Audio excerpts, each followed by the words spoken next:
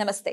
Spiritual, motivation, educational వీటికి సంబంధించి interviews ఇవ్వదలుచుకున్న వాళ్ళు కింద నంబర్కి కాంటాక్ట్ చేయండి. నమస్తే, వెల్కమ్ టు అవర్ ఛానల్. నేను పద్మిని. ప్రస్తుతంతో పాటు ప్రముఖ ఆధ్యాత్మికవేత్త, వాస్తు జ్యోతిష పండితులు, రాజరాజేశ్వరి ఉపాసకులు, జ్యోతిష రత్న, జ్యోతిష ప్రపూర్ణ బిరుదాంకితులు శ్రీమతి భానుకోటేశ్వరి గారు మనతో పాటు ఉన్నారు. మాట్లాడదాం. నమస్కారం అండి. జై శ్రీరామ్. శ్రీమాత్రే నమః. శ్రీ గురుభ్యో నమః. అన్ని పాపాల్లోకెల్లా ఇంకా ఉత్కృష్టమైన పాపం ఏదైనా ఉందంటే అది ఆత్మహత్య కిందగానే ఖచ్చితంగా కన్సిడర్ చేస్తారు.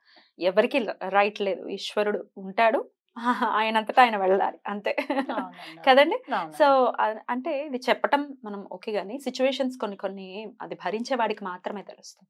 ఇంకొద్దు, ఈ జీవితం వద్దు అని చెప్పి తనువు ఛాలెంజడం అనేది చూస్తూ ఉంటాము. చాలా బాధాకరం. చాలా సందర్భాల్లో అయ్యో అని కూడా అనరు, ఎందుకంటే ఆత్మహత్యకి అలా చేయకూడదు అని అంటారు తప్ప అయ్యో అనరు. సిచ్యువేషన్స్ ని ఫేస్ చేయాలని అంటారు. చాలా డెలికేటెడ్ గా ఉన్నప్పుడు ఇలాంటి డెసిషన్స్. ఈ మధ్య 2-3 ఎపిసోడ్స్ లో కూడా చూస్తున్నాను నేను, ఈ కమెంట్ ఎక్కువగా వస్తుంది, నాకు సూసైడ్ టెండెన్సీ ఉంది, సూసైడ్ చేసుకోవాలని ఉంది. భయం వేస్తుంది అట్లాంటి కమెంట్స్ వినాలి అంటే. నేను మెసేజెస్ పెట్టడం, స్ట్రాంగ్ గా ఉండండి, పరిస్థితులు మారుతాయి. అసలు ఎందువల్ల ఈ టెండెన్సీ వస్తుందండి? దీని నుంచి బయటపడాలంటే ఎలా అండి, ఏం చేయాల్సి? అలాగే పద్మని, ఇది మనం జ్యోతిష పరంగా చూసుకుంటే కనుక ఎవరికైనా చంద్రుడు కనుక ఎఫ్లిక్షన్ లో ఉంటే, ఎఫ్లిక్షన్ అంటే నా ఉద్దేశం రాహుకేతువులతో కలిసి ఉన్నప్పుడు అప్పుడు శనీశ్వరుడు దృష్టి కూడా వాళ్ళ మీద పడ్డప్పుడు, ఇప్పుడు జన్మంలో ఉన్నప్పుడు శనీశ్వరుడు దృష్టి వాళ్ళ మీద పడితే కనుక జననకాల శాంతులు చేయించుకుంటే అది పెద్ద ఎఫెక్ట్ ఏం వాళ్ళకి చూపించదు. మధ్య మధ్యలో అంటే మనకి జన్మజాతకంలో యోగాలు ఉంటాయి, అవయోగాలు ఉంటాయి. అవి ఆ పాయింట్ ఆఫ్ ట్రిగర్ వచ్చినప్పుడు, యాక్టివేషన్ పాయింట్ వచ్చినప్పుడు డిగ్రీస్ వైజ్ అది యాక్టివేట్ అయినప్పుడు యోగమైనా యాక్టివేట్ అవుతుంది, ఇలాంటి అవయోగాలైనా యాక్టివేట్ అవుతాయి. సో ఒక్కొక్కసారి గోచారంలో అయినా సరే శనీశ్వరుడు రాహువు ఇద్దరు కలిసి ఒకసారి చంద్రుడి మీద దృష్టి పెట్టారు అనుకోండి, అప్పుడు కూడా ఆ టైంకి ఆ సూసైడ్, ఆ పర్టికులర్ పీరియడ్ వరకు సూసైడ్ టెండెన్సీస్ వస్తాయి. చంద్రుడు అంటే 2.5 days కి వెళ్ళిపోతారు కదా, ఆ తర్వాత మారుతుందా?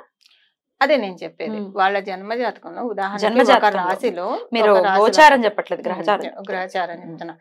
ఉదాహరణకి ఎవరిదైనా సరే మేషరాశి అయింది అనుకున్నాం ఉదాహరణకి, మేషరాశి అయింది. అప్పుడు శనీశ్వరుడు కనుక కుంభరాశిలో ఉండి వాళ్ళని తృతీయ దృష్టితో చూస్తారు.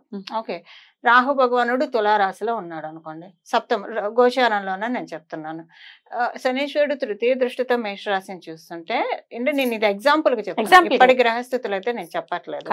రాహు భగవానుడు తులారాశిలో ఉండి చూస్తే సప్తమ దృష్టితో ఆయన చూస్తున్నాడు, తృతీయ దృష్టితో ఈయన చూస్తున్నారు, ఇద్దరు ఒకటేసారి చూస్తారు. అక్కడ చంద్రుడికి ఏంటంటే, చంద్రుడు అంటేనే మన థాట్ ప్రాసెస్, మనం ఏం ఆలోచిస్తున్నాం, మానసికంగా మనం ఎంత నిబ్బరంగా ఉన్నాం, మానసికంగా మనం ఎంత బలంగా ఉన్నాము, ఇదంతా చంద్రుడి నుంచే మనం చూస్తాం. సో ఆ మానసికం దాని మీద ఎఫ్లిక్షన్స్, వీళ్ళ ఆలోచనలు వీళ్ళు ప్రేరేపిస్తారనమాట. సో అక్కడ వాళ్ళకి గురుబలం శుక్రబలం బాగా ఉండి, వాళ్ళ జన్మంలో కనుక రాహుబలం బాగా ఉంటే ఇలాంటి టైంలో ఒక పాజిటివిటీ కూడా జరుగుతుంది. అది ఎలా జరుగుతుందంటే, వాళ్ళని వాళ్ళు స్ట్రాంగ్ చేసుకుని, అంటే భయాన్ని అంతా అధిగమించేసేసి డే స్టెప్ వేసి లైఫ్ లో సక్సెస్ అవుతారు. ఇలాంటి పాయింట్స్ లోనే కానీ దానికి కండిషన్ ఏంటంటే వాళ్ళ జన్మజాతకంలో రాహుబలం ఉండాలి. లేకపోతే ఇలాంటి కాంబినేషన్ ప్లస్ కూడా, అంటే ప్రతిదానికి మనకి ప్లస్ ఉంటుంది, మైనస్ ఉంటుంది. ఏది పూర్తిగా మైనస్ అని తీసిపడేయడానికి లేదు, పూర్తిగా ప్లస్ అని అనటానికి కూడా లేదు. సో ఆ సిచ్యువేషన్ బట్టి, సో ఈ సిచ్యువేషన్ కి రాహుబలం వాళ్ళకి బాగా ఉందనుకోండి, అప్పటిదాకా వాళ్ళు ఉన్నది ఒక రకంగా ఉంటుంది. ఆ టైంలో సడన్ గా ఒక ఆలోచన తీసుకుంటారు, ఆ ఆలోచన ఇంప్లిమెంట్ చేస్తారు, సక్సెస్ఫుల్ పీపుల్ అవుతారు. సో అప్పుడు వాళ్ళ సర్కిల్లో ఉన్న వాళ్ళైనా వీళ్ళైనా ఇలా ఇంత బాగా ఎదిగారు, సడన్ గా ఎంత డెవలప్మెంట్ వచ్చింది అన్నది మనం చూస్తూ ఉంటాం కదా. సో ఇలాంటి కాంబినేషన్స్ తోటి అది జరుగుతుంది. సో వాట్ ఇఫ్ అక్కడ రాహుబలం లేదనుకోండి, అప్పుడు ఇలాంటి ఆలోచన అక్కడ వితౌట్ ఎనీ గురుబలం శుక్రబలం ఉందనుకోండి, ఆ ఊరికి ఆలోచనలతో వాళ్ళు ఆపేస్తారు, ఏ వద్దు తప్పు అని చెప్పేసి వెనక్కి లాగేస్తూ ఉంటారు. ఆలోచనలు మాత్రం టచ్ చేసి వెళ్తాయి, ఆలోచనలు ఉంటాయి అనమాట. అంటే వీళ్ళు ఏంటంటే మైండ్ ఏంటంటే కొంచెం ప్రతిదీ ఆ టైంలో డెలికేట్ అయిపోతుంది మైండ్. డెలికేట్ అయినప్పుడు మైండ్ గోరంతను కూడా కొండంతగా తీసుకుంటుంది, స్ట్రాంగ్ గా ఉన్న మైండ్ కొండంతను కూడా గోరంతగా చూడుకుంటుంది. ఇదంతా మనం మనం చూసే దృష్టితో ఉంటుంది. మనం కొండగా చూస్తున్నామా, గోరుగా చూస్తున్నామా, లేదా గడ్డిపోచగా చూస్తున్నాం. సో దీనికి ఏంటంటే ప్రాక్టికల్గా మనకు వచ్చిన కష్టాన్ని మనం తృణప్రాయంగా చూడగలగడం మనం నేర్చుకోవాలి. ఒక గడ్డిపోచలాగా అంటే గడ్డిపోచకు కూడా విలువ ఉంది అలా అంటానికి లేదు. గరికను మనం ఒక వినాయకుడి పూజకి వాడుతూ ఉంటాము.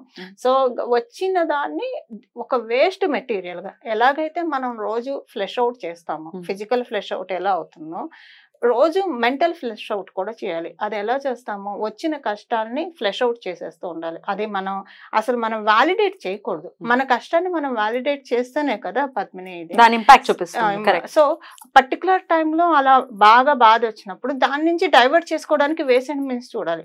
సో సాధన పరంగా ఉంటే బయటకు వచ్చేస్తారు. సో అందరూ సాధన పరంగా ఉండాలని లేదు. అలాంటప్పుడు ఏంటంటే వాళ్ళకి ఏదో ఒకటి సబ్జెక్ట్ చదువుకోవడం. సో ఇప్పుడు విద్యార్థులు కూడా ఇప్పుడు మీ వయసు వాళ్ళైనా అంటే జనరల్ గా చెప్తున్నా, ఏ వయసు వాళ్ళైనా చదువుకోవడానికి మన ఇండియాలో అందరూ అర్హులే. ఎంత ఏజ్ వచ్చినా సరే అందరూ అర్హులే.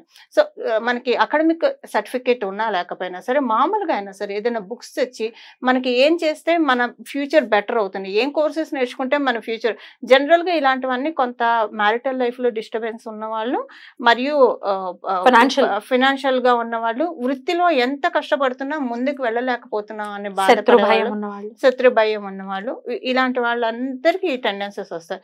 సో ఎప్పుడైనా ఇప్పుడు శత్రు భయం ఉన్న వాళ్ళకైతే కనుక వీళ్ళు చేయాల్సింది ఏంటంటే వీళ్ళ క్వాలిటీస్ని వీళ్ళు పెంచుకుంటూ ఉండాలి. వీళ్ళ క్వాలిటీస్ని వీళ్ళు పెంచుకోవడం అంటే ఎప్పుడు ఏదో ఒకటి లెర్నింగ్లో ఉండాలి. లెర్నింగ్లో ఉండి మనని మనం ఎప్పుడైతే ఎడ్యుకేట్ చేసుకోవడం మొదలు పెడతామో అప్పుడు అంటే ఇప్పుడు శత్రుభయం ఎప్పుడు అవతల వాళ్ళు టార్గెట్ చేస్తున్నారని చెప్పి వాళ్ళు టార్గెట్ చేస్తూ వాళ్ళ టైం వేస్ట్ చేసుకుంటూ ఉంటారు. ఇక్కడ వీళ్ళు రిఫైన్ అవుతూ ఉంటారు అనమాట. వీళ్ళకే మంచిది. సో అక్కడ ఏంటంటే అలా శత్రుభయం ఎవరైతే ఇబ్బంది పెడుతున్నారో వాళ్ళు అంటే ఎలా హెల్దీగా ఇవ్వాలంటే హెల్దీ కాంపిటీషన్ ఎలా ఇవ్వాలంటే అలా ఇబ్బంది పెట్టే వాళ్ళు కూడా అరే వీళ్ళు డెవలప్ అయిపోతున్నారు, నేనే అనవసరంగా వీళ్ళ మీద ఫోకస్ పెట్టి నా టైం వేస్ట్ చేస్తున్నాను, why should I improve myself అని చెప్పేసి వాళ్ళు ఇది శత్రు భయానికి. అలాగే ఫైనాన్షియల్ గా ఉన్నప్పుడు దానికి కూడా అంటే ఇప్పుడు ఉద్యోగంలో గ్రోత్ రావాలంటే ఏదైనా కోర్సెస్ నేర్చుకొని వాళ్ళకి వాళ్ళు ఇంప్రూవ్ చేసుకుంటూ ఉండాలి. సో దానికి తగ్గట్టు వేస్ అండ్ మీన్స్ ఇప్పుడు ఒక ద్వారా వచ్చే ఇన్కమ్ సరిపోకపోతే ఇంకొక ద్వారా వాళ్ళ ఇంట్లో వాళ్ళ చేత చిన్న బిజినెస్లు పెట్టి ఎందులో అయితే బాగా డబ్బులు వస్తాయో అలాగే మన ఇన్కమ్ బ్రెయిన్ కి పని చెప్పాలి. అంతే సిచువేషన్ చెప్పాలంటే బ్రెయిన్ కి పని చెప్పాలి. ఆ పని సూసైడ్ చేసుకునే విషయంలో కాకుండా అయితే ఇది ఒక ఇంత బ్రాడ్ గా ఆలోచించి అడుగుతున్నటువంటి ప్రశ్న అండి. మీరు అన్యదా భావించకండి. కొన్నిసార్లు ఏదైనా తప్పు చేసినప్పుడు ఆ తప్పు బయట పడుతుందేమోనన్న ఉద్దేశంలో కూడా సూసైడ్స్ చేసుకునేటటువంటి పరిస్థితులు ఉంటాయి. పశ్చాత్తాప పడతారా అదంతా పక్కన పెడితే అట్లాంటి సిచ్యువేషన్స్ లో ఉన్నప్పుడు ఎట్లా వాళ్ళు బయటపడాలి? తప్పులు ఎవరైనా చేస్తారు కదా, మానవ మాత్రలు అన్నాక తప్పులు చేస్తారు. అయితే అది ఏదైనా ఇట్లా క్యారెక్టర్ కి సంబంధించిన ఇష్యూస్ అయితే కనుక పరువు నష్టం అవుతుంది. ఖచ్చితంగా దాని నుంచి బయటపడాలి, ఎవరైనా పడాలి. తప్పులు జరుగుతుంటాయి, దాన్ని ఎట్లా అడ్రస్ చేసుకోవాల్సి ఉంటుంది సమస్య. అయితే ఆ మిస్టేక్ ని చెరిపే విధంగా కొన్ని మంచి పనులు చేయాలి. వాళ్ళ మిస్టేక్ ఎంత ఉంటే దాన్ని తిడిపే విధంగా వాళ్ళు కొన్ని మంచి పనుల్లో పెట్టాలి. అంటే ఎవరైనా చూసినప్పుడు వీళ్ళు చాలా మంచి పనులు చేస్తున్నారు, సొసైటీకి ఉపయోగపడే పనులు చేస్తున్నారు, అక్కడ వాళ్ళ మిస్టేక్ చిన్నదైపోవాలి. అంత వాళ్ళని వాళ్ళు పెంచుకుంటే ఎగ్జాక్ట్లీ ఉంటే కనుక ఆ మిస్టేక్ అనేది చిన్నదైపోతుంది. సో అదొక డాట్ గా బికమ్ అయిపోతుంది. ఆ తర్వాత ఆ డాట్ కూడా ఎరేజ్ అయిపోతుంది. దైవారాధన విషయం కూడా చెప్పండి. ఇట్లాంటి టెండెన్సీ వచ్చినప్పుడు ఏ ఆరాధన విశేషంగా మనం చేసుకోవాల్సి ఉంటుంది, ఫలితం కూడా వస్తుంది? హనుమంతుడిని పట్టుకుంటే ఆయన మనల్ని అక్కడి నుంచి ఇక్కడ చక్కగా తెచ్చి పక్కన కూర్చోపెడతాడు. హనుమంతుడు ఆరాధన చేస్తే ఏదైనా సరే విపరీతమైన కష్టం వచ్చినప్పుడు 41 రోజులు ప్రతిరోజు కాళ్ళకి చెప్పులు లేకుండా ఉదయాన్నే స్నానం చేసి వీలుంటే ఎవరు వంక చూడకుండా, అంటే రోడ్డు మీద మళ్ళీ ట్రాఫిక్ అది చూసుకోవాలి. సో వీలైనంత వరకు ఎవరు వంక చూడకుండా ఆలయానికి వెళ్ళి 41 సార్లు హనుమాన్ చాలీసా చదువుకొని 41 ప్రదక్షిణాలు చేసి ఇలా 41 రోజులు ఎవరైతే చేస్తారో లాస్ట్ రోజు ఆకు పూజ, సింధూర పూజ లేదా వడమాల ఈ మూడిట్లో ఎవరైతే చేస్తారో హనుమంతుడు అలాగ పక్కన పెట్టేస్తాడు పద్మని. అందులో ఎలాంటి సందేహం లేదు. బ్యూటిఫుల్ అండి. సీతమ్మ తల్లికి కూడా సూసైడ్ టెండెన్సీ వచ్చినప్పుడు కాపాడింది హనుమంతుల వారే Exactly. కదా. ఆవిడ దాని నుంచి బయటపడినప్పటికీ దాని తర్వాత కాపాడింది హనుమంతుడే కాబట్టి. ఎగ్జాక్ట్లీ. సో ఈ విధంగా హనుమంతుని ఆరాధిస్తే రైట్ వెంటనే ఆ ప్రాబ్లం నుంచి టక్కన బయటపడేస్తాడు ఆయన. ఏదైతే సూసైడ్ టెండెన్సీ ఏదైతే వస్తుందో దాన్ని ఆయన తోకతో జాడించి కొడతాడు. ఇంకా అది మళ్ళీ వాళ్ళ జీవితంలో సూసైడ్ అన్న ఆలోచన రాకుండా అది వద్దు బాబోయ్ అని పారిపోయే విధంగా ఆలోచన కొడతాడు ఆయన. దాన్ని బట్టి ఏంటంటే హనుమంతుని ఆరాధిస్తే ఎట్లాంటి క్లిష్టమైన పరిస్థితి అయినా సరే సులువుగా సాల్వ్ అయిపోతుంది పద్మిని. బ్యూటిఫుల్ అండి. చాలా అద్భుతంగా మాకు తెలియజేశారు. సో కమెంట్స్ పెట్టేటప్పుడు డెఫినెట్ గా చాలా పెయిన్ తో పెడుతూ ఉంటారు. I totally understand. ఎవరు లేరు అని అనుకోవద్దు, మేము అందరం ఉన్నాం. ఓకే రైట్ అండి. Thank you so much. నమస్తే. మంగళం. నమో భగవతే వాసుదేవాయ.